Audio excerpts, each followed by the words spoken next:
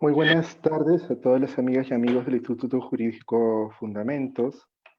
Para nosotros es muy grato tener la presencia de nuestra colega María Pía Díaz Díaz, que es candidata PhD, o sea, estudiante de doctorado de la Universidad de Turín de Italia. Es también magíster en Derecho Constitucional por la Universidad de Sevilla de España, así como también magíster en estudios de género por la antigua y famosa Universidad de Salamanca, ¿no? La famosa universidad más antigua de España. Y el día de hoy vamos a tratar el tema con nuestra colega de el derecho a la entidad, y este curso se va a llevar en 3 jornadas, los días martes a las 3 de la tarde. El derecho a la identidad es un derecho fundamental de la persona y que, cosa muy curiosa, el Perú ha sido muy pionero en el mismo, porque a partir de 1988, para ser más preciso, para poner una fecha de nacimiento, la doctrina peruana se preocupó por este derecho y básicamente siempre a las espaldas del padre del derecho a las personas en el Perú, que fue el profesor Carlos Fernández Arego, autor del libro Derecho a las Personas, que en esta tarde pues queremos a recordar, ¿no? Eh, Fernández Arego fue en esos tiempos una de las voces únicas en la doctrina peruana y hasta yo diría en la doctrina latinoamericana, en tratar que existe un derecho a la identidad personal, es decir, el derecho a ser el quien soy y no otro, el derecho a mi historia personal, a mi verdad personal, cómo se define la identidad o cómo se conceptúa, perdón, porque son derechos, se conceptúa. Y a partir del 88, y con el libro de Fernández Arrigo del año 92, Derecho a la Identidad Personal, este derecho se fue atrayendo la atención de la doctrina, y es además que gracias a su influencia fue plasmado, consagrado en el artículo 2, inciso 1 de la Constitución Política del Perú. Esto fue un gran aporte, evidentemente, porque a diferencia de otras legislaciones de ese tiempo, no tenían una tutela jurídica, y en este caso en el Perú constitucional, este derecho fundamental, de cual derivan las diferentes manifestaciones de este derecho. El aporte peruano, siempre a la mano, a la cabeza de Francis Arego, fue distinguir frente a la tradicional concepción del derecho a la identidad en sentido estático, es decir, lo que no cambia, lo que no varía en el tiempo, por ejemplo, el ADN o quiénes son los papás de una persona, eso no varía, es un dato que es imposible modificar. Existe una identidad dinámica, o sea, una identidad que va proyectando, siendo el ser humano un ser libertad, el ser humano va proyectando porque el ser humano básicamente es ser en acto. Y entonces se plasmó en la doctrina peruana, gracias a Francis Arego, este concepto dinámico de la identidad. Y esto ha sido muy vital porque esta concepción dinámica influyó en la jurisprudencia del Tribunal Constitucional y también en algunas jurisprudencias, porque el tema de la identidad, pues no tenemos muchos casos en Perú todavía, lamentablemente, pero esta concepción dinámica estuvo pues formulada por Francis Arego, evidentemente, plasmada en esta jurisprudencia. Evidentemente, a lo largo del tiempo, esta concepción de la identidad ha ido cambiando. Eh, y se han descubierto, o se han descubierto a partir de la lucha, para ser más exacto, porque los derechos humanos y fundamentales se conquistan, no son una concepción de un Dios, sin atacar una idea religiosa, evidentemente, ni tampoco una acción del Estado, sino es un producto de luchas. Y así, a partir de la lucha que hizo el movimiento LGTBI, se fue otorgando a partir de los ordenamientos los derechos que corresponden a esta minoría, y digamos minoría porque evidentemente han sido olvidados a lo largo del tiempo, como también lo siguen siendo en cierta medida también, al igual que las personas con discapacidad o los pueblos indígenas, o también el derecho a las mujeres. Entonces, es menester de que en el Instituto Jurídico Fundamentos toquemos estos temas que a veces pues no son tan atrayentes. Y es que es verdad, a veces los temas que son más fundamentales no son los que atraen, las preocupaciones fundamentales evidentemente no están al orden del día. Y es verdad que tutelar a, la persona, en su sentido de identidad, es importante y fundamental. Ya lo dice la Corte Interamericana, y esto lo va a decir muy bien nuestra colega ahora cuando exponga, ¿no? A partir de una opinión consultiva en el año 2017, pero también la jurisprudencia a nivel interamericana como Tribunal de Derechos Humanos de Europa, y por senda doctrina a nivel del derecho comparado y la legislación. Todavía, evidentemente, hay retrocesos como el tejer y destejer de Elena, de Penélope, es decir, que hay marchas y contramarchas, ¿no? Recordemos, por ejemplo, la sentencia del 2013, del TC, en la cual, pues, a partir de una concesión estática y hasta, diríamos, retrógrada, pues se consideraba que no existe este devenir existencial, esta miriara que se va construyendo como es la identidad sexual, pero que se fue en cierta medida, decimos, corregida en la sentencia del 2015 y las que vienen o después. Y también en una reciente sentencia de fines de julio de 2020, dada por el tercer juzgado constitucional en Lima respecto a la necesidad de dar una medida judicial expeditiva para tutelar especialmente tanto a este grupo, sea intersexuales o también las personas transexuales en sus derechos y que no sean vulnerados ni olvidados por el Estado. Entonces, es un derecho fundamental, es un derecho que merece discusión, que merece estudio y que mejor, pues, hacerlo el día de hoy con nuestra invitada. Así que tenemos el honor nuevamente de contar con su presencia hoy y dejarle en el uso de la palabra en estos momentos. Así que te escuchamos con mucha atención, María Pía, y agradeciendo nuevamente por la aceptación de dictar este curso en el instituto. Así que dejamos a los oyentes con tu enseñanza, esperando que sea provechosa para todos, como así será. Así que te escuchamos con mucha atención. Gracias, gracias. Primero agradecer al Instituto Jurídico Fundamentos por esta cordial invitación para para hallar este curso especializado en el derecho a la identidad personal y su protección jurídica en el Perú. Agradecer también a mi gran amigo Carlitos por la confianza para tocar este tema que vamos a desarrollar en 3 sesiones. Bien, en la sesión del día de hoy empezamos la primera sesión. Vamos a comentar la parte doctrinal, el desarrollo doctrinal del derecho a la identidad personal en el Perú, sus inicios, y luego vamos a pasar también al desarrollo jurisprudencial que ha tenido tanto en una etapa preconstitucional, es decir, antes de que el Tribunal Constitucional se empiece a pronunciar sobre este derecho, y cuando ya el Tribunal Constitucional emite la primera sentencia en el año 2006, hasta la última sentencia que expedió en el año 2016, para conocer cómo ha sido la evolución de este derecho fundamental en nuestro sistema jurídico peruano, conocer cuál es la interpretación que ha dado hasta la fecha el Tribunal Constitucional, cuál ha sido los avances y retrocesos que han habido en el desarrollo, en la interpretación de este derecho en el Perú, y poder conocer, poder entender en qué punto nos encontramos actualmente en cuanto a la protección jurídica de este derecho fundamental que se encuentra establecido en nuestra Constitución, que es importante conocer cuál es el criterio que ha tomado actualmente nuestro Tribunal Constitucional.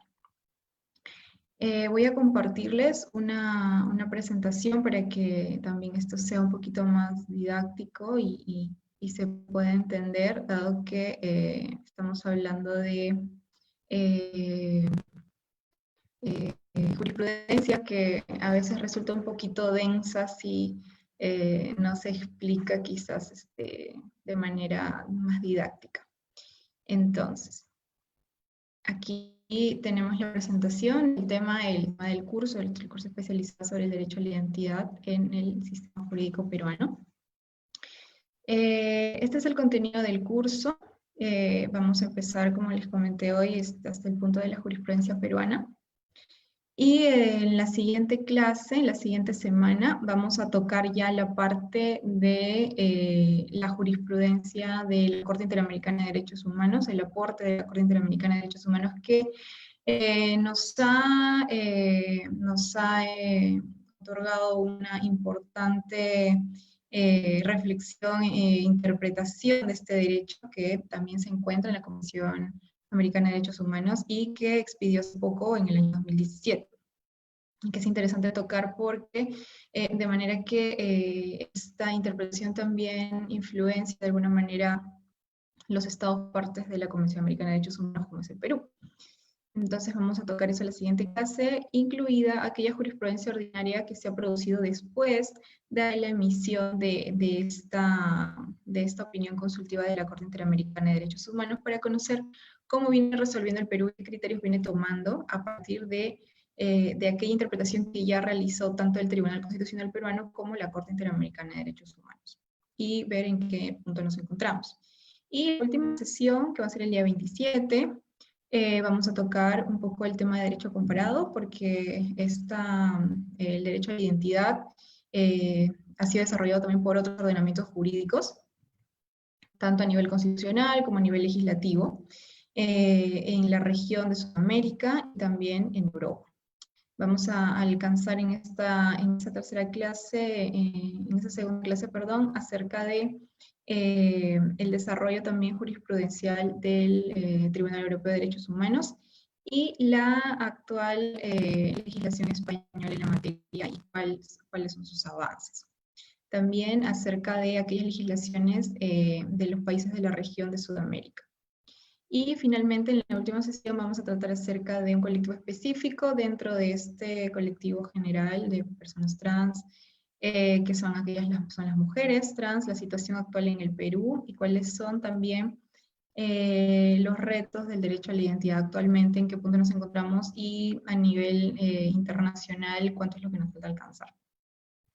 Más bien, vamos a empezar entonces la clase de hoy acerca de los aspectos doctrinales, pero quería comenzar primero hablando de la Declaración Universal de los Derechos Humanos. Creo que es importante cuando hablamos de derechos fundamentales tocar este punto que es bastante importante. Como ven aquí en la figura, tenemos, si alguien la reconoce, esta persona que la tenemos aquí en la primera diapositiva es Eleanor Roosevelt. Ella fue la presidenta de la Comisión de Derechos Humanos de la ONU, cuando en el periodo que se adoptó la Declaración Universal de los Derechos Humanos. Vemos que ella tiene en la mano la impresión, ¿no?, del documento final de la Declaración Universal de los Derechos Humanos.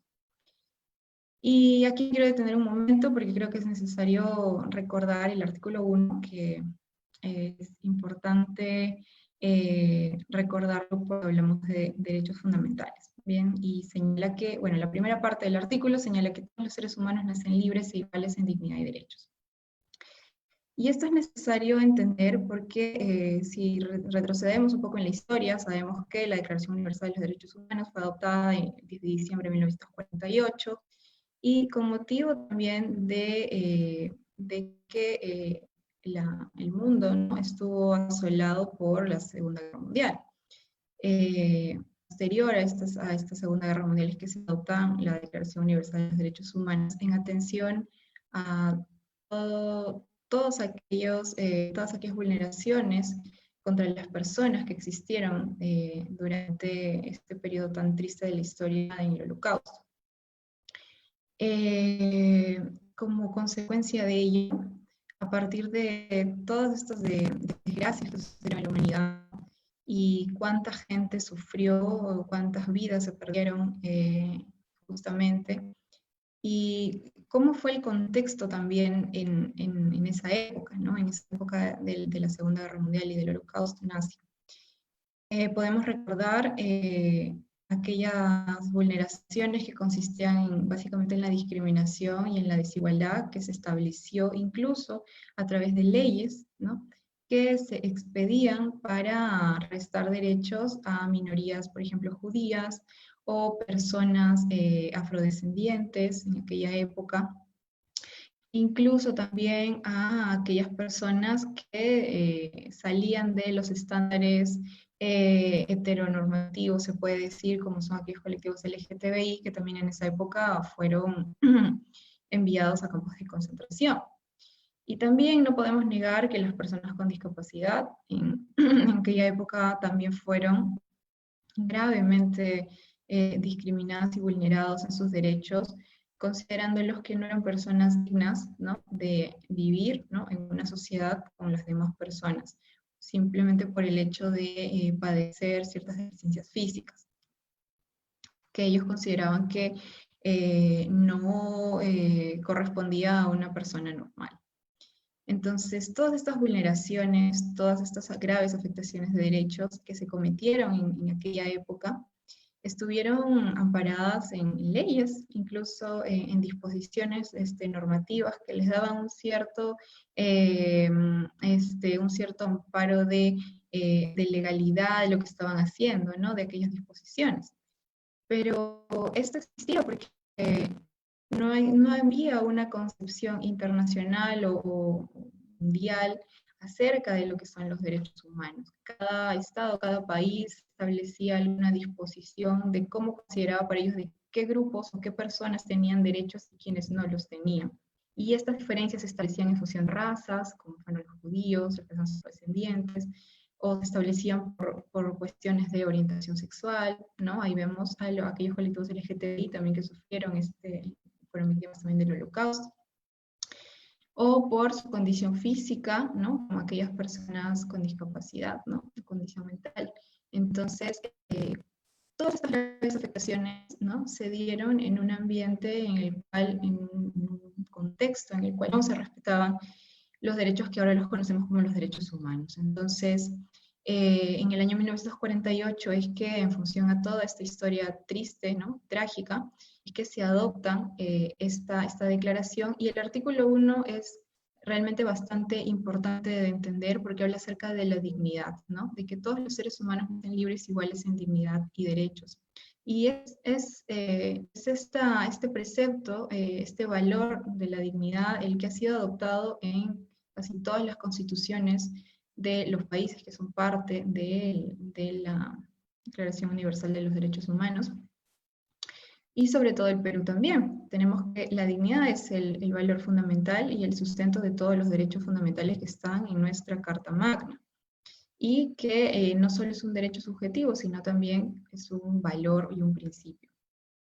En ese sentido, todos los derechos fundamentales se sustentan en la dignidad de la persona humana, en el sentido de que los derechos fundamentales y los derechos humanos no distinguen la condición de la persona, sino que se le atribuyen a ella por su condición de tal, desde que existen como personas. Entonces, en función de esto es que no se pueden establecer diferencias entre las personas por determinadas condiciones de raza, de sexo, de religión, de orientación sexual, y tampoco de identidad de género, entre otras categorías de discriminación que han existido históricamente. Y este es un punto importante porque también acerca de la dignidad vamos a tocar la parte doctrinal del desarrollo del derecho a la identidad, y vamos a pasar ahora en la siguiente diapositiva, ¿no?, al desarrollo doctrinal. Y en el Perú, este desarrollo ha sido llevado a cabo por el profesor Carlos Hernández Sarego. Él hablaba acerca de que la identidad personal es ese conjunto de atributos y características tanto estáticos como dinámicos que individualizan a la persona en sociedad. Se trata de todos aquellos rasgos que hacen posible que cada cual sea uno mismo y no otro. Vemos aquí que el profesor Hernández Sarego ya empezaba a tocar este tema en el año 88, que empezó a hablar sobre este tema, y que posteriormente también fue publicado en su libro en el año 1992. Es la primera vez que se tocaba sobre este tema en Perú y también en Latinoamérica. Y entonces él tomaba esta postura acerca de que la identidad de una persona no solo estaba enfocada en aquellos aspectos o datos de tu identificación. Es decir, no solamente era tu nombre, no solamente era tu fecha de nacimiento, no solamente era quién es eran tus progenitores o el lugar que habías nacido, sino también aquellos aspectos que cambian en el tiempo y que permiten que ambos aspectos se individualicen a la persona. Porque no se podría tomar solamente un aspecto de ellos, sino que ambos tienen que coexistir o tomarse en cuenta para poder individualizar realmente a una persona y poder entonces identificarla. Y es así como él hablaba también de que la libertad que constituye el ser del hombre, hablaba de que esta permite que cada ser humano realice, de acuerdo con su decisión, su único, singular e irrepetible proyecto de vida, y que cada ser humano tiene derecho a ser él y no otro. Y esto es bastante interesante porque aquí Carlos Fernández de Sarego también se basa en la filosofía del existencialismo de Jean-Paul Sartre, y toma en cuenta esta concepción filosófica de la persona, ¿no? La persona es aquel ser que se define luego de su existencia, y no como anteriormente se entendía, ¿no? Que la persona ya venía predefinida cuando nacía, ¿no? Entonces toma en cuenta esta base existencialista de Jean-Paul Sartre y habla del proyecto de vida, ¿no? Y que en ese sentido también habla sobre la dignidad de las personas. Entonces empieza a hablar sobre el tema de la dignidad de la persona humana, cuando señala que toda persona es un ser libertad, una persona es un ser libertad. Y en ese sentido de ser un ser libertad es que durante su existencia puede proyectar sobre su vida, sobre qué es lo mejor para sí, y dentro de este proyecto de vida, dentro de esta proyección que realiza en su vida, a lo largo de su vida, en el desarrollo de su vida, es que también define su identidad, porque la definición de la identidad de una persona se va desarrollando mientras vamos adquiriendo conciencia de nosotros mismos, cuando empezamos a crecer, cuando empezamos a tomar conciencia de quiénes somos, ¿no? Entonces así, y a lo largo de la vida es que va desarrollando todos estos aspectos de su personalidad y que incluyen también su identidad. En ese sentido, él señalaba de que existe entonces una relación estrecha entre lo que es la libertad, la identidad y la dignidad humanas, porque en función de esta libertad que todas las personas, que todos los seres humanos gozan, de ser seres libertad, porque se pueden proyectar o pueden proyectar su vida, es que establecen su identidad. Y en atención a ello es que somos seres con dignidad. Entonces, para él esta era el concepto, se puede decir que es la base, ¿no?, de la identidad personal, y que por ende no se puede tomar solamente aquellos aspectos que no variaban en el tiempo, sino aquellos que también van modificándose o pueden modificarse en función de nuestro desarrollo como personas, ¿no? Porque volviendo a lo que señalaba Jean-Paul Sartre, decía que la existencia precede a la esencia. Entonces, es así como que las personas llegamos nacemos, aparecemos en el mundo y empezamos a desenvolvernos en la sociedad y empezamos a definir nuestro proyecto de vida, y dentro de este proyecto de vida se encuentra nuestra identidad. Entonces aquí él señalaba, como vemos aquí en esta diapositiva, ambos aspectos, tanto una identidad estática, la llamó él, y una identidad dinámica, ¿no? Aquellos aspectos que se mantienen y no varían en el tiempo, vendrían a ser aquellos aspectos estáticos, y que anteriormente esta parte de la identidad estática, aquellos aspectos que no varían en el tiempo, por ejemplo, como señalé anteriormente, nuestra fecha de nacimiento, quiénes son nuestros progenitores, por ejemplo, o dónde hemos nacido, datos que no van a variar en el tiempo, ¿no?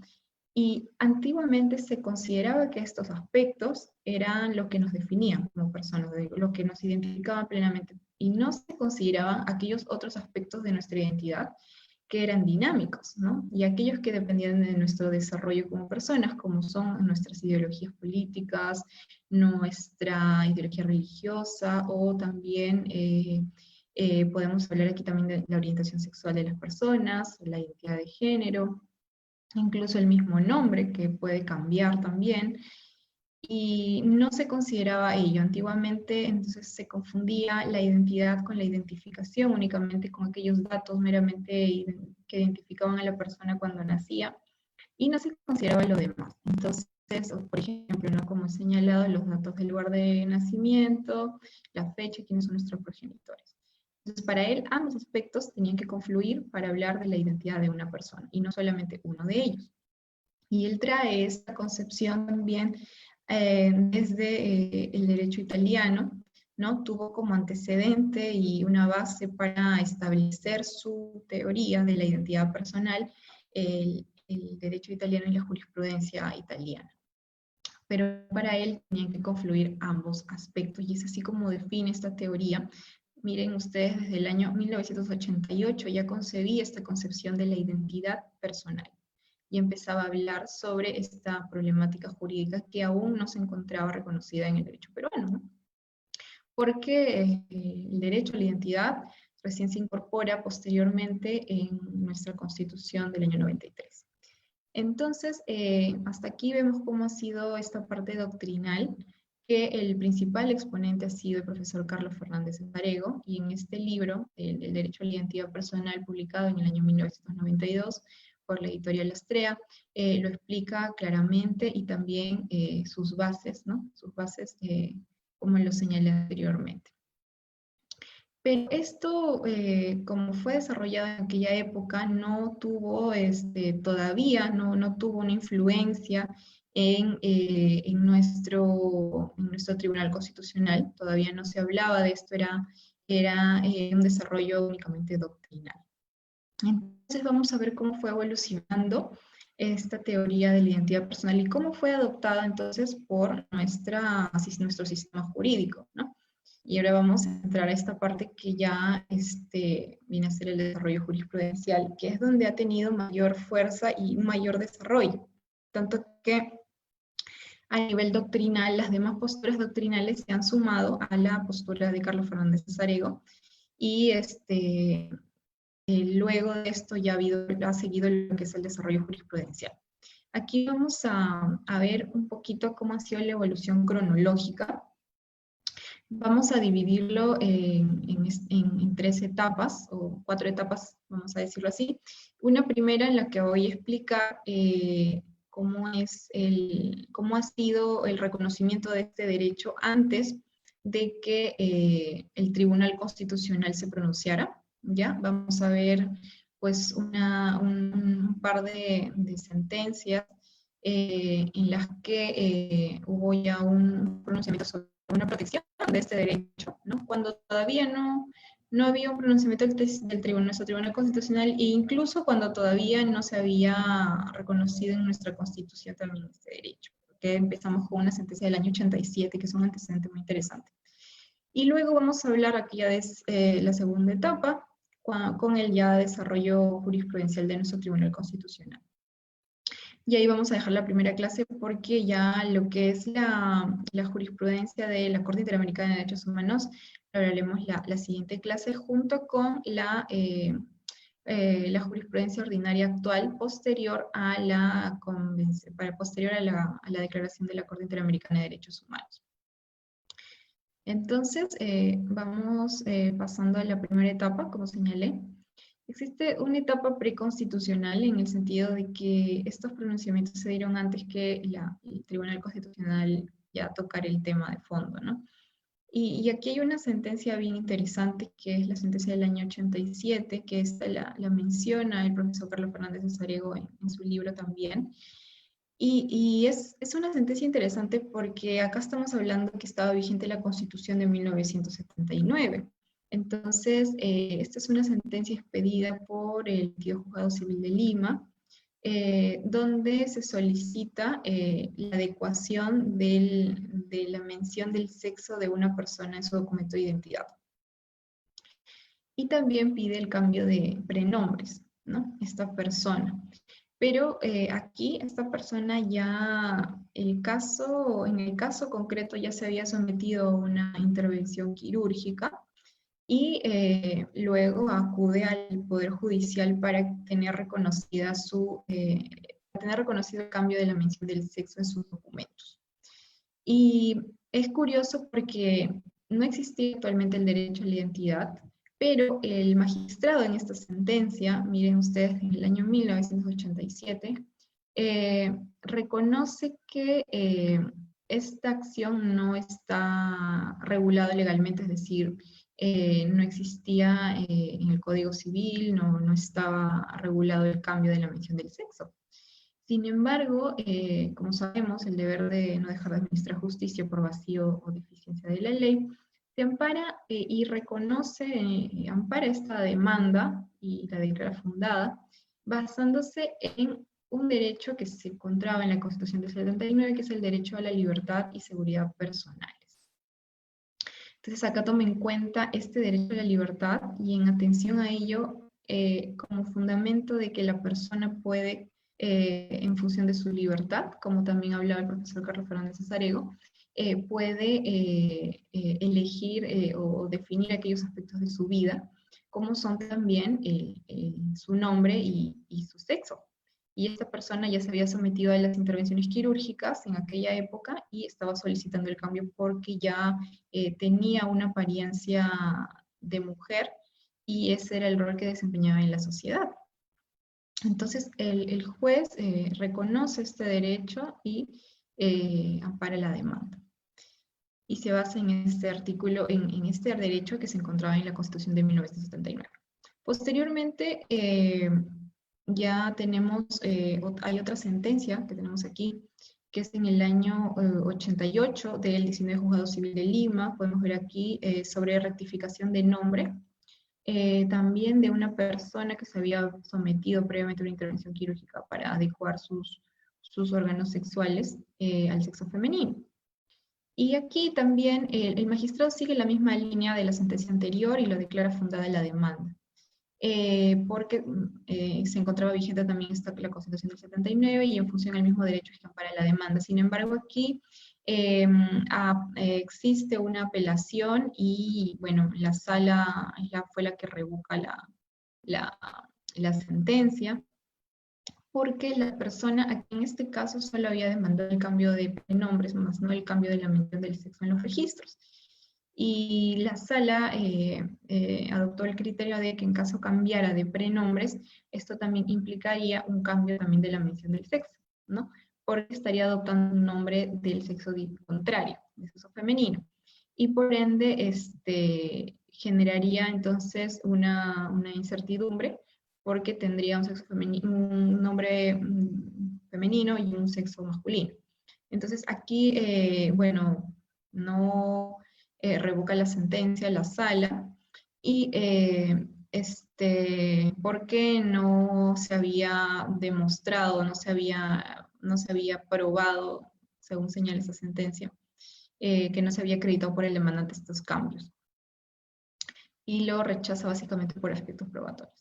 Pero luego en el año 94, ya aquí, esta es otra sentencia bastante interesante porque aquí el magistrado del Juzgado Civil de Lima declara fundada la demanda, tanto de cambio de nombre y de sexo, y aplica aquí el artículo 29 del Código Civil que está referido al cambio de nombre. Y este magistrado aplica lo que es la analogía, extendiendo entonces los alcances de este artículo también al cambio de la mención del sexo para tutelar su derecho a la identidad. Y en esta sentencia, estamos hablando del año 94, ya estaba vigente la Constitución del año 93, donde establecía el derecho a la identidad, y se fundamenta en este derecho. Pese a que no existía un desarrollo todavía constitucional, se puede decir, acerca de este derecho, no había una interpretación todavía en nuestro Tribunal Constitucional, pero ya en esta sentencia se considera que se debe tutelar este derecho en ese sentido como había sido peticionado. Estas pueden ser las tres sentencias que pueden ser como los antecedentes, mejores antecedentes, se puede decir, de luego el desarrollo que vino posteriormente con el Tribunal Constitucional. Y que siempre es necesario recordar y tocar a efectos de conocer cómo se venía protegiendo este derecho anteriormente, ¿no? Luego vamos a ver ahora cómo ha sido la parte de ya la jurisprudencia constitucional propiamente dicha, que es donde ya hemos tenido un mejor desarrollo, ese desarrollo que tenemos hasta la fecha.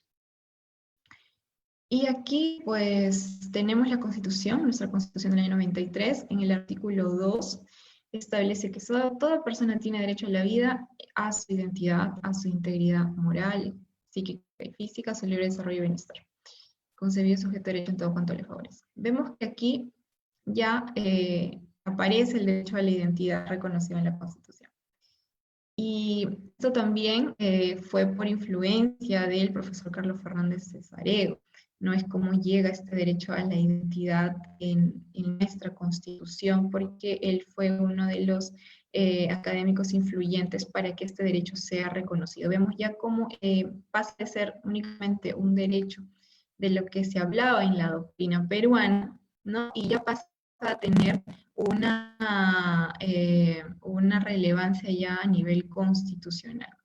No se logró esto en el Código Civil de 1984, pero se logra en la Constitución del año 93, y que fue un importante reconocimiento de este derecho a nivel constitucional. Pero ¿qué pasó en el año 93? Todavía no existía un desarrollo de este derecho, no había una interpretación del Tribunal Constitucional todavía. En algunos magistrados, como hemos visto en la diapositiva anterior, ya empiezan a tutelar este derecho, pero no se tenía con claridad los alcances o el contenido del derecho en sí, ¿no? Entonces, tenemos que desde el año 93 hasta el año 2006 no existió, pues, mayor desarrollo jurisprudencial a nivel constitucional de este derecho. Y generalmente era confundido con la identificación, que es lo que les señalé al principio. Es decir, solamente aquellos aspectos estáticos, es lo que se tutelaba también en sus inicios cuando se hablaba del derecho a la identidad, ¿no? Entonces, bueno, la doctrina del profesor Carlos Fernández Cesarego llegó hasta aquí, pero todavía su desarrollo no coincidía con aquellos aspectos que él consideraba que eran parte de la identidad personal o del derecho a la identidad personal, que eran tantos aspectos estáticos y dinámicos. Entonces, ya aquí vamos a pasar al desarrollo del Tribunal Constitucional y vamos a ver cómo aquí se va insertando poco a poco la doctrina del profesor Carlos Fernández Cesarego. Y tenemos estas tres sentencias, son las sentencias más relevantes en torno al tema del derecho a la identidad y cuál ha sido el desarrollo que ha tenido en el Perú. Tenemos la primera sentencia que se dio en el año 2006, que fue el caso Carimañuca Quiroz Cabanillas, que se puede decir, el primer antecedente a nivel de jurisprudencia constitucional peruana, donde se desarrolla este derecho, donde ya se empieza a notar cómo la jurisprudencia va adoptando la doctrina del profesor Carlos Fernández Cesarego en un caso bien interesante. Y vamos a ver cómo, aunque también en esta sentencia vamos a ver que no se llega a definir con claridad el tema de identidad de género, pero sí es un antecedente bastante importante porque a partir de ahí es que ya se viene a desarrollar posteriormente. Luego tenemos el caso Pamela Estela Mendoza Moreno, esta es una sentencia del año 2014, en donde aquí más bien el Tribunal Constitucional adopta una posición totalmente, se puede decir, más cerrada de la protección de este derecho, y trajo graves consecuencias también y afectación de otros derechos a estas minorías. Vamos a explicar más adelante por qué. Y finalmente tenemos el caso Ana Romero Saldarriaga, que la sentencia se expidió en el año 2016, y esta ya es la última sentencia que ha emitido el Tribunal Constitucional en la materia, y donde ya adopta una posición más clara sobre el tema, y también vamos a ver que en esta sentencia tiene una influencia también internacional. Y esta es la sentencia que actualmente es la última sentencia y es la que se encuentra vigente. Vamos a analizar un poco cada una, qué es lo que, los aspectos más importantes y qué concluyó el Tribunal Constitucional para ver cómo ha sido la evolución de este derecho, porque es a partir de estas 3 sentencias fundamentales para conocer cómo ha sido el desarrollo jurisprudencial del derecho a la identidad en el Perú. Vamos a ver el primer caso, que fue el caso Karen Mañuca Quiroz Cabanillas. Esta sentencia se expidió el 21 de octubre del 2006. Y aquí se pide, se solicita el cambio de nombres de una persona trans que se había operado, se había sometido a todas las intervenciones quirúrgicas para ser una mujer, ¿no? Tener toda la apariencia de una mujer. Y ya lo tenía, y así era como venía desenvolviéndose en la sociedad. Y aquí el Tribunal Constitucional otorga un contenido al derecho a la identidad personal. O sea, como habíamos señalado anteriormente, el derecho a la identidad que tenemos en la Constitución peruana no había tenido un desarrollo a nivel constitucional, por ende era entendido únicamente como aquellos datos de identificación de una persona, aquellos meros datos registrales de identificación de una persona. Era como era entendido anteriormente este derecho. Pero ya con esta sentencia, entonces, se le otorga un contenido al derecho a la identidad personal, y el tribunal aquí señala en el Fundamento Jurídico 7 que es aquel elemento esencial para garantizar una vida digna. Vemos nuevamente que se habla de dignidad, ¿no? Vemos cómo aquí el Tribunal Constitucional señala cuán importante es la protección de este derecho para garantizar una vida digna de las personas. Aquí también hace un análisis acerca de aquellos datos que aparecen en el acta de nacimiento de una persona, como son el sexo de una persona, el sexo de un individuo. Y aquí señala que el sexo del individuo es aquel compuesto por diversos elementos, incluyendo también el elemento psicológico y social. Y esto lo señala en el Fundamento Jurídico número 15. ¿Qué dice? Que es la identificación que se asigna, ¿no? El sexo es la identificación que se asigna al recién nacido y que lo ubica en el género masculino o femenino, y que el sexo está compuesto por diversos elementos. Aquí vamos a ver, señala que son elementos cromosómicos, gonadales, anatómicos, psicológicos, registral y social. Entonces vemos como aquí toma una postura, o el Tribunal Constitucional, cuando empieza a hablar del sexo de las personas, como aquel que va más allá de aspectos biológicos, sino también aspectos psicológicos y sociales de la persona. Y señala que estos interactúan en el sujeto de tal forma que lo configuran. Entonces, vemos cómo va adoptando de alguna manera la doctrina del profesor Carlos Fernández Cesario que indicamos inicialmente. Vemos que aquí el Tribunal Constitucional reconoce que diferentes elementos interactúan para definir, ¿no? O para configurar el sexo de una persona, y no solamente sus genitales o sus órganos sexuales externos, sino también el aspecto psicológico y social. Pero señala también aquí, en la parte final de este fundamento jurídico, que al momento de nacer la persona solo se toma en cuenta su sexo anatómico, ya que la personalidad del recién nacido, que expresará su identidad, recién comenzará a desarrollarse. Bien, entonces aquí vemos cómo el Tribunal Constitucional ya se va desvinculando de aquella posición meramente, pues, biologicista, ¿no? Del sexo de las personas, y señala que si bien es cierto cuando nace una persona solamente se toma en cuenta su sexo anatómico, porque esto es porque su personalidad todavía comenzará a desarrollarse, ¿no? Entonces, considera todos estos elementos para la configuración del sexo de una persona. Y luego, en el Fundamento Jurídico 21, define el derecho ya a la identidad. Lo define como aquel derecho que tiene todo individuo a ser reconocido estrictamente por lo que es y por el modo como es. Vale decir, el derecho a ser individualizado conforme a determinados rasgos distintivos, esencialmente de carácter objetivo, ¿no? Habla de aquellos de carácter objetivo como los nombres, seudónimos, registros, herencia genética, etc. Aquellos también que se derivan del propio desarrollo y comportamiento personal, más bien de carácter subjetivo, como son ideología, identidad cultural, valores, reputación, etc.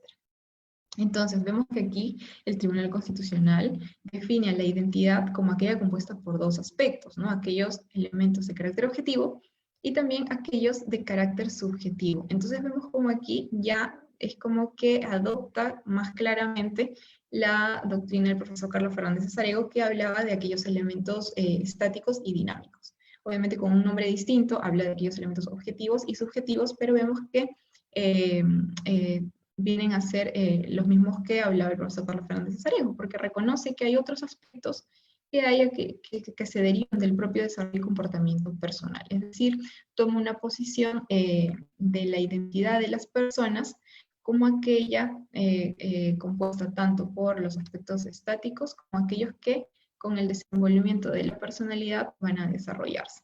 Entonces vemos cómo el Tribunal Constitucional ya adopta esta postura, ¿no? No estática de la identidad de una persona. Aunque si bien es cierto, no llega a definir con claridad cuando habla de ambos aspectos, tanto subjetivos, de carácter objetivo y subjetivo, no llega a definir aquí o no lo coloca en esta clasificación, se puede decir, del Fundamento Jurídico 21, el sexo de las personas. No lo llega a colocar, ¿verdad? Pero vemos que en el Fundamento Jurídico 15, si lo interpretamos conjuntamente, en el Fundamento Jurídico 15 sí había, de alguna manera había desarrollado esa interpretación. Pues bien, esto se dio en el año 2006 y posterior a ello, entonces fue que se declara fundada la demanda aquí y se reconoce el cambio de nombre de Karen Mañuca. Sin embargo, solamente se había solicitado el cambio de nombre. No se llega a solicitar aquí el cambio de sexo, por ende eso no, por ese extremo no se pronuncia la sentencia al final en el fallo, más solamente por el nombre, pero desarrolla este contenido que resulta importante para entender el caso del derecho a la identidad personal, y también porque los jueces posteriormente a esta sentencia, la justicia ordinaria, sí otorga en varios casos posteriormente, reconoce el cambio de la mención del sexo de personas que habían solicitado en función en amparo del derecho a la identidad de la Constitución y en función a la interpretación que había hecho el TC en esta sentencia.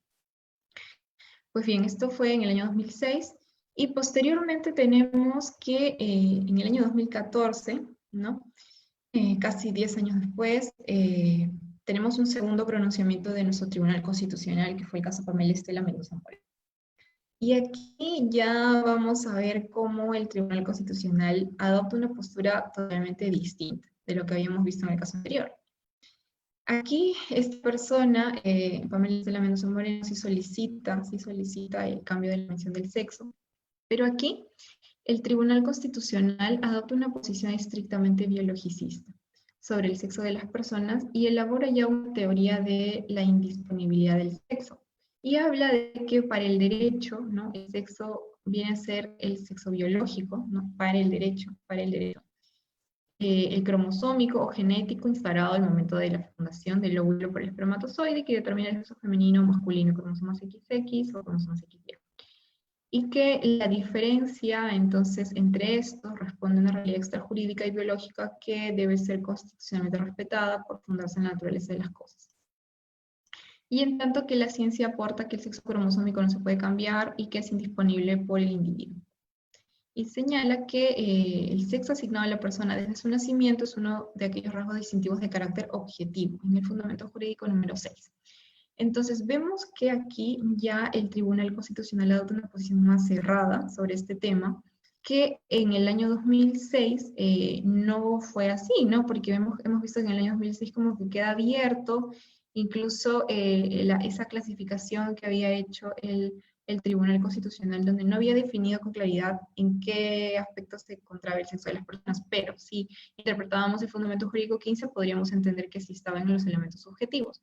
Lamentablemente aquí en esta sentencia pues se cierra ya ese criterio y se ubica el sexo de las personas como uno de carácter objetivo, o es decir, estático, ¿no? Inmutable. Pero aquí vemos que adopta esta postura meramente biologicista, donde considera únicamente aquellos aspectos cromosómicos, genéticos, y no considera el otro aspecto psicológico y social, que había adoptado en la sentencia anterior, cuando habla de cómo está compuesto el sexo de las personas. Entonces aquí es como que ya cierra esa posibilidad y es como que de alguna manera también se aparta del fallo anterior. Y también en esta sentencia vamos a ver que en el fundamento jurídico 14 ya toma una postura patologizada de las identidades trans, ¿no? Porque esta persona se había sometido a los cambios físicos, a las intervenciones quirúrgicas para tener el aspecto de mujer, y ese era el aspecto de cómo ella se desenvolvía en la sociedad. Y aquí señala de que el transexualismo es un trastorno mental en el que no hay ninguna patología anatómica o genética, ¿no? Y adopta esta posición patologizada, ¿no? Pero aquí vamos a tener en cuenta que en el año 2014 también el transexualismo todavía se encontraba en la clasificación internacional de enfermedades. Ya vamos a ver que esto ha cambiado ya desde el año pasado, que la Organización Mundial de la Salud lo ha retirado de su clasificación internacional de enfermedades y ahora ya no es considerado una enfermedad. Entonces, pero esta sentencia, si nos ubicamos en el contexto del año 2014, todavía sí era considerada, ¿no? Por la Organización Mundial de la Salud. También vamos a ver que en la parte resolutiva de esta sentencia, en la parte resolutiva en el punto número 2, cierra la posibilidad de acudir a la vía judicial a reclamar este derecho y señala de que constituye doctrina constitucional vinculante obligatoria para todos los jueces y tribunales del país. Y es decir que como ya había sentado, como ya siente esta jurisprudencia, las personas que tuvieran esta pretensión no pudieran acudir al sistema, al Poder Judicial para reclamar este derecho o hacer valer este derecho. Vemos que aquí entonces se cierra toda esta posibilidad del acceso a la justicia, ¿no? Se cierra este derecho de acceso a la justicia a las personas trans para reconocer este derecho en la vía judicial. Y vamos a ver aquí entonces qué afectaciones trajo consigo a las personas trans en el Perú, de no poder tener reconocida su identidad, de no poder ejercer este derecho constitucional, este derecho que lo tenemos reconocido en nuestra Constitución, se dejó sentado y de alguna manera cambia el fallo anterior que había tenido en el año 2006 y por el cual las personas trans se habían accedido a la justicia, que habían tenido el reconocimiento de su identidad. Entonces, a partir del 2014 se siente esta postura, se cierra esa posibilidad de ejercer el derecho de acceso a la justicia y ejercer su derecho a la identidad de las personas trans. Pero esto no duraría mucho tiempo, este fallo no duraría mucho tiempo, y es así como en el año 2016, en octubre, vamos a tener este fallo del caso Ana Romero Saldarriaga, que es ya el último fallo que ha expedido el Tribunal Constitucional en la materia. Aquí esta sentencia es bastante interesante porque ya marca con más claridad el derecho a la identidad, y en principio lo que hace esta sentencia es dejar sin efecto el fallo anterior. El fallo de Pamela Estela Mendoza Moreno del 2014 lo deja sin efecto y señala en su fundamento jurídico 13, ¿no?, que la realidad biológica no debe ser el único elemento determinante para la asignación del sexo, pues este ser también una construcción debe comprenderse dentro de las realidades sociales y culturales e interpersonales que la propia persona experimenta durante su existencia. Aquí habla de que se caería en un determinismo biológico que reduciría a la naturaleza humana en una mera existencia física, y ello obviaría que el ser humano es un ser también psíquico y social.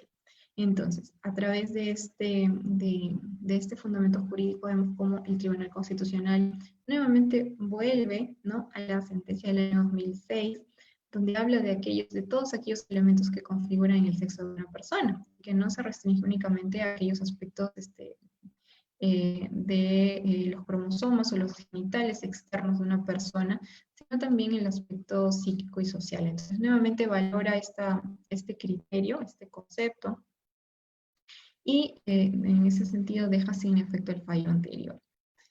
Y esto, de alguna manera, traería consigo, ¿no?, de que se desarrolle entonces otro derecho a partir del derecho a la identidad. Vemos que en el 2006 definió lo que era el derecho a la identidad, ¿verdad?, aquellos aspectos objetivos y subjetivos, Y a través de esta sentencia en el Fundamento Jurídico 14 reconoce la existencia de un derecho a la identidad de género.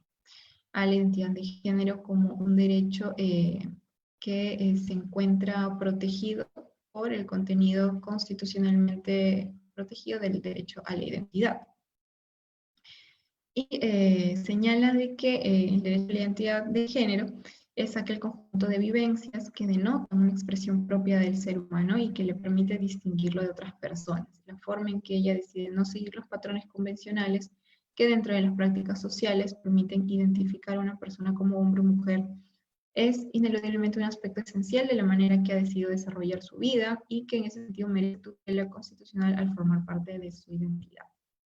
Entonces vemos cómo nuevamente en función de aquellos aspectos objetivos y subjetivos, ¿no?, que son parte del derecho a la identidad, como de hecho se puede decir general, ¿no? El derecho general es el derecho a la identidad personal que está en nuestro artículo 2, numeral 1 de la Constitución, reconoce a partir de este derecho, entonces, un derecho a la identidad de género, y este derecho a la identidad de género también está protegido por el contenido del derecho a la identidad, por ende, también tiene un valor de derecho fundamental.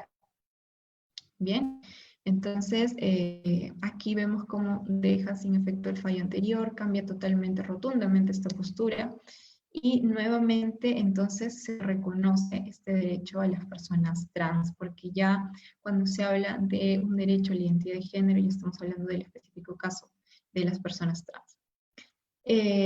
Bien, luego aquí también en esta sentencia desarrolla el aspecto de cómo va a ser su reconocimiento.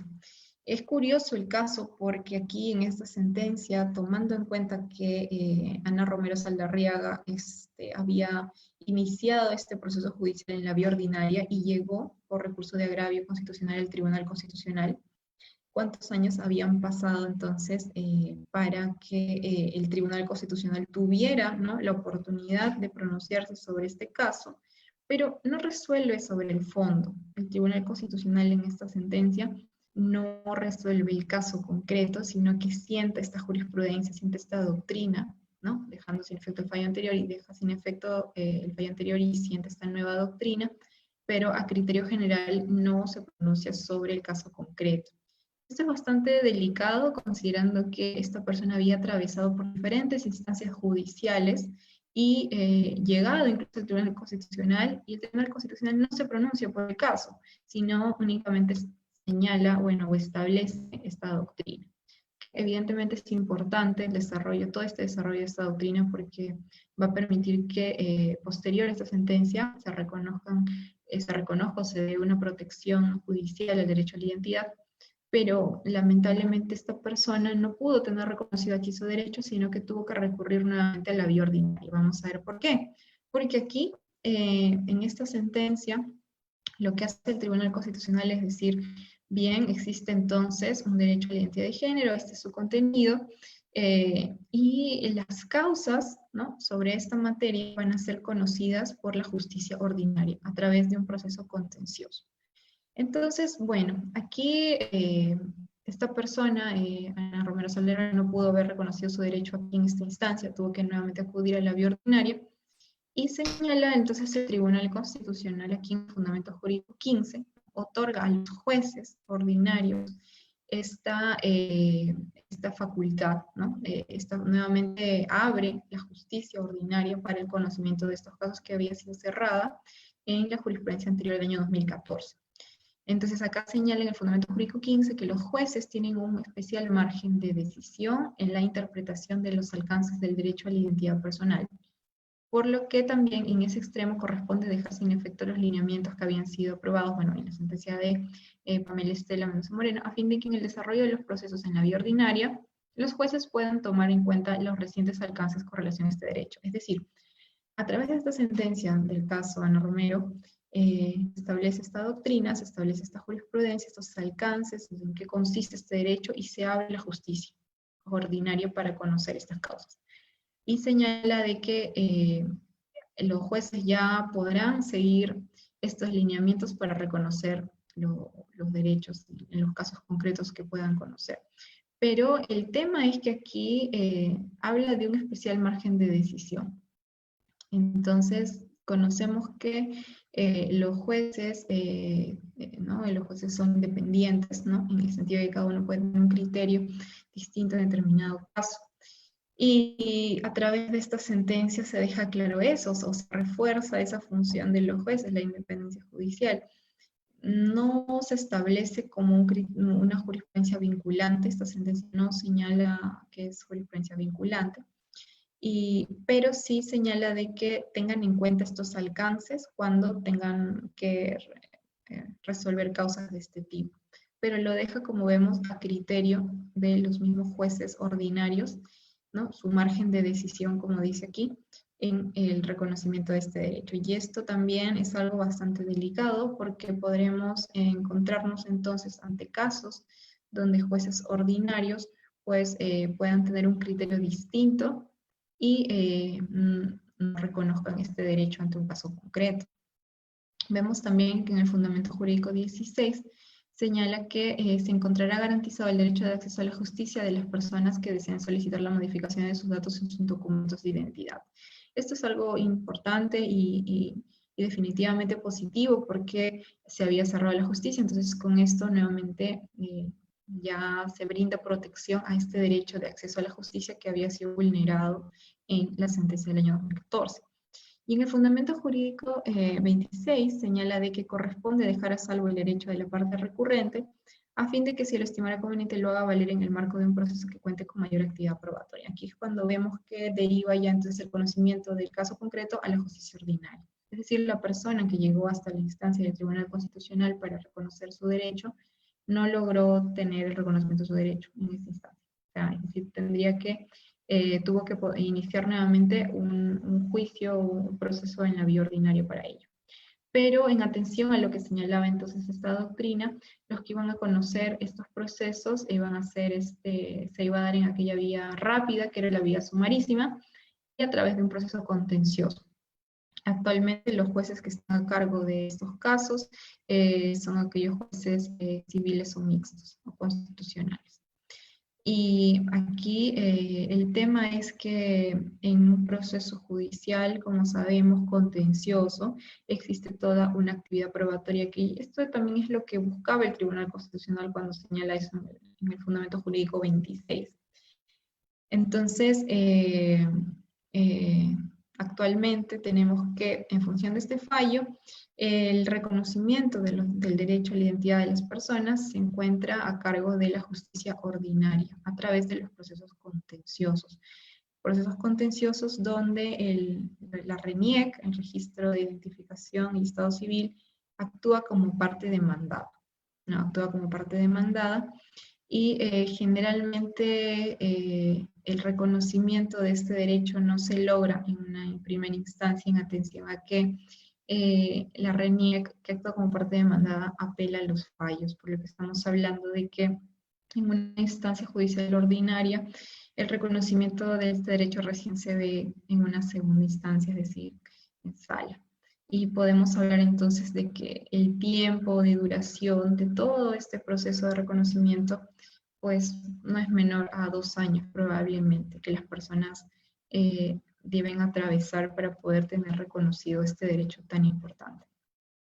Estas 3 sentencias son las sentencias más importantes o las sentencias que han desarrollado más profundamente este derecho a nivel constitucional, que es interesante y que es importante conocer cada una para saber cuál es la situación actual. Y entonces, ¿qué tenemos actualmente, ¿no? A través de este último fallo del Tribunal Constitucional, tenemos que entonces existe o se da paso a una concepción mejor elaborada de la identidad de las personas, compuesta por elementos objetivos y subjetivos. Es decir, ya sabemos que está compuesta por ambos aspectos y también ya sabemos dónde se ubica el sexo de las personas. Es un elemento subjetivo y por ende mutable. Por otro lado, también se reconoce la existencia de un derecho a la identidad de género, que es un derecho emergente, un derecho que ha nacido como consecuencia de la interpretación constitucional y que se le ha dado la categoría de derecho fundamental porque forma parte del contenido constitucionalmente protegido del derecho a la identidad personal que lo encontramos en el artículo 2.1 de la Constitución. Esto también es importante tener en cuenta porque al ser un derecho fundamental, también sabemos que los derechos fundamentales tienen esta doble dimensión, ¿verdad? No solo como derechos subjetivos, sino también como principios que obligan a su protección por parte del Estado, ¿no? Y una protección que no se limita únicamente a ese deber de no interferencia contra el derecho, sino a un deber más bien de promoción de este derecho o un deber de poder permitir que las personas puedan acceder a ejercer este derecho en igualdad de condiciones.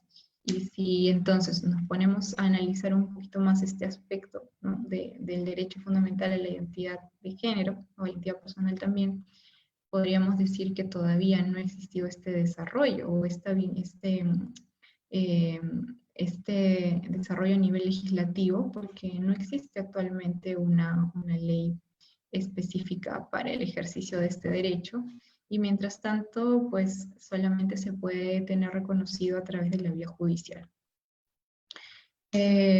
Otro punto que nos deja esta sentencia es que hemos pasado de un criterio constitucional estrictamente biologicista a uno ya centrado en la diversidad de la persona como ser psíquico y social, ¿no? Entonces hemos pasado de este fallo que en el 2014 solo consideraba aquel aspecto gonadal, aquel aspecto cromosómico genético, y ahora también se toma en cuenta este aspecto psíquico y social de la persona. Bien.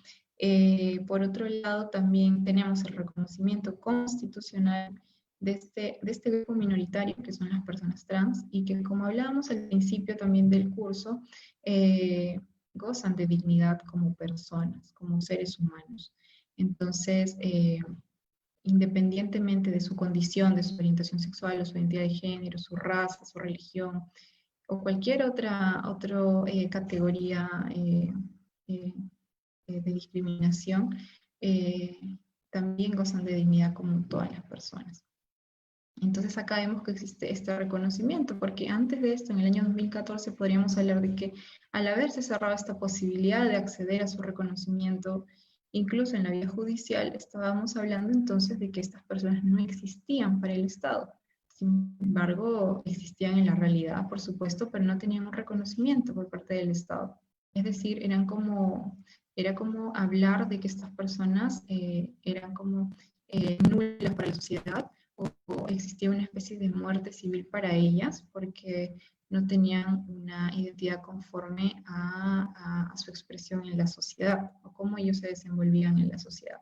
Entonces, de alguna manera, esta sentencia del Tribunal Constitucional en el año 2016 se puede decir que reconoce la existencia de este grupo minoritario, ¿no?, que en realidad de alguna manera es una protección, darle una protección a este derecho, o dotar de protección a este derecho es reconocer su existencia, reconocer la existencia de este grupo minoritario, y que también actualmente viven en condiciones precarias y tristes, y también en una grave afectación de diferentes derechos fundamentales. Solo estamos hablando del derecho a la identidad, no de otros derechos que han sido también afectados como consecuencia de una falta de reconocimiento del derecho a una identidad, porque al no reconocerles este derecho es no reconocer su existencia, y al no reconocer su existencia estamos hablando de que tampoco estas personas pueden ejercer otros derechos que se derivan de este reconocimiento del derecho a la identidad.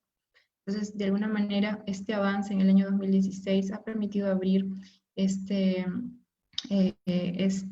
o reconocer que las personas trans, las personas diversas, también gozan de los demás derechos como todas las personas, porque también son personas con dignidad como seres humanos.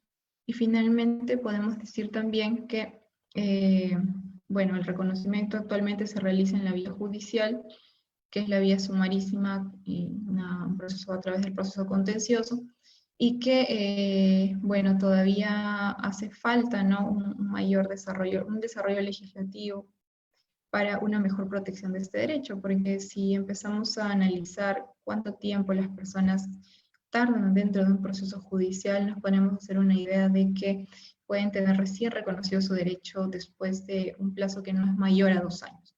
Y si hablamos de esto, sin contar también que antes de entrar o antes de solicitar o antes de iniciar un proceso judicial, todas estas personas también deben someterse a diferentes cambios, ¿no? Muchas de ellas someterse a procedimientos quirúrgicos o tratamientos para modificar su aspecto físico de tal manera de que su proceso judicial resulte exitoso. Porque, como hemos visto, esta sentencia del Tribunal Constitucional de 2016 no señala con claridad los requisitos o aquellos aspectos que se deben exigir para reconocer el derecho. Reconoce un derecho, evidentemente habla, ¿no?, de la clasificación y tal, pero no, vemos que no establece con claridad los requisitos o qué debe tener en cuenta los magistrados ordinarios para reconocer este derecho, porque como hemos visto lo deja a criterio de los jueces, ¿no?, siguiendo obviamente estos parámetros generales para resolver un caso concreto. Entonces, tendremos jueces, pues, ¿no?, de que de acuerdo a su propio criterio exigirán ciertos requisitos y otros diferentes requisitos. Entonces, no hay un criterio claro de cómo va a proceder un magistrado aquí en este caso. Entonces, este criterio tan amplio, ¿no?, esta sentencia del fallo del año 2016 nos deja, pues, de manera general el desarrollo de cómo va a ser el reconocimiento de estos derechos. Entonces podríamos hablar de que actualmente la problemática jurídica todavía se centra en la forma, la forma del reconocimiento de este derecho. Ya no en el reconocimiento del derecho porque tenemos que ya existe a nivel constitucional este reconocimiento, pero ahora podemos hablar de que la problemática se centra en la forma, el modo de este reconocimiento.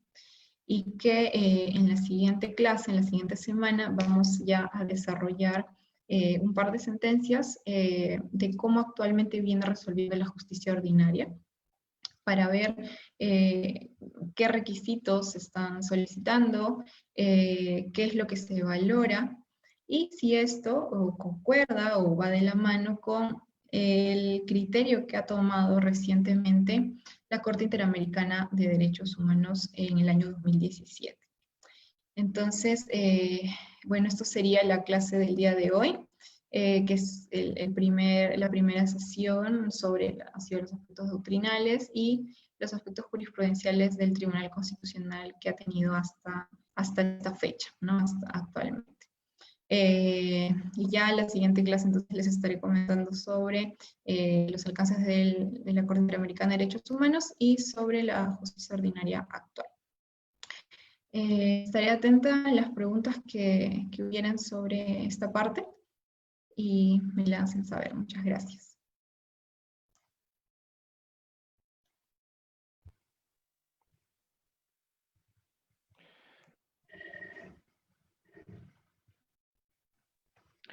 Agradecemos la exposición de María Pía respecto a esta primera clase del curso de Derecho y Género, que ha sido, como hemos podido apreciar, bastante rica.